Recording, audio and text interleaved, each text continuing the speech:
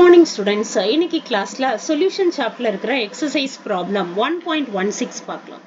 If the density of some lake water is 1.25 gram per ml and contains 92 gram of Na plus ions per kg of water, calculate the molarity of Na plus ions in the lake.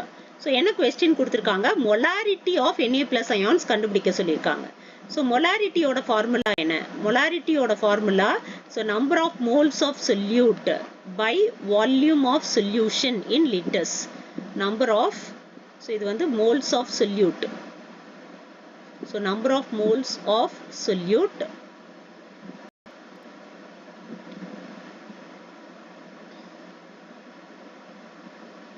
so number of moles of solute, so divided by so volume of solution in liters. So இதான் வந்து molarity ஓட formula. So இப்போ நம்ம வந்து இங்க என்ன கொடுத்திருக்காங்க, lake waterல so number of grams of sodium ions எவ்வளவு கொடுத்திருக்காங்க, W2 எவ்வளவு கொடுத்திருக்காங்கன்னா 92 grams கொடுத்திருக்காங்க. sodium ions ஓட weight கொடுத்திருக்காங்க. so இது molar mass of sodium ion நமக்கு தெரியும் எவ்வளோ, 23 gram per mole. இதான் molar mass of sodium ions. அதேதான் sodium ionsக்கும். so இப்போ number of moles கண்டுபிடிச்சிடலாம். so N2 number of moles என்ன, so given mass by molar mass. so given mass of sodium ion எவ்வளோ, 92. so molar mass of sodium ion வந்து 23. so வந்து number of moles வந்து 4. so இப்போ நமக்கு number of moles கண்டுபிடிச்சாச்சு. இப்போ volume of solution கண்டுபிடிக்கணும். இப்போ volume of solution கண்டுபிடிக்கிறதுக்கு நமக்கு இங்க டென்சிட்டி கொடுத்திருக்காங்க. so டென்சிட்டியோட ஃபார்முலா நமக்கு தெரியும். டென்சிட்டி என்ன, mass by volume. so density என்ன, மாஸ் பை வால்யூம்.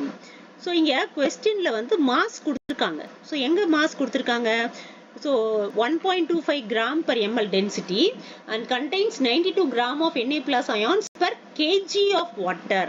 so இது வந்து வாட்டரோட weight கொடுத்துட்டாங்க இல்லையா, per kg of water. so அதான் வந்து mass of solution. mass of solution வந்து 1 kg. so 1 kg na எவ்வளோ grams, 1000 grams. so 1 kg na எவ்வளோ, 1000 grams. so அப்போ இது வந்து இதுல இருந்து வால்யூம் கண்டுபிடிக்கணும். so volume of solution, so volume எவ்வளோ, mass by density. so mass of solution by density of solution. so இப்போ mass of solution எவ்வளோ, 1000 grams. so 1 kg இல்லையா, 1 kg na 1000 grams. so the 1000 divided by density கொடுத்திருக்காங்க 1.25.